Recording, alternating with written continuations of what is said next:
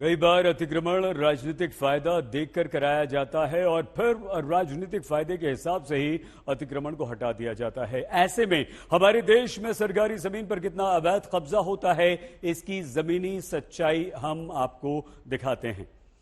हमारे देश में रेलवे के पास कुल 4,86,000 हेक्टेयर जमीन है, जिसमें यह दावा है कि 782 हेक्टेयर जमीन पर अतिक्रमण है, मतलब कब्जा है। मतलब यह हुआ कि करीब 8 वर्ग किलोमीटर के बराबर की जमीन ये पूरी जमीन होती है।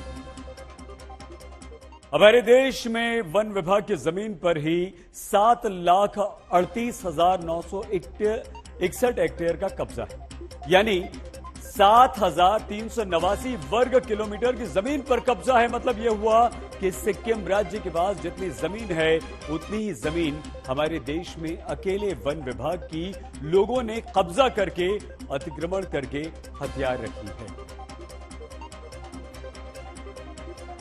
हमारे देश में रक्षा विभाग की 3,778 हेक्टेयर जमीन पर अतिक्रमण है, यानी करीब 37.78 वर्ग किलोमीटर का इलाका रक्षा विभाग का भी लोगों के कब्जे में है। मतलब यह हुआ कि यहां पर भी अतिक्रमण।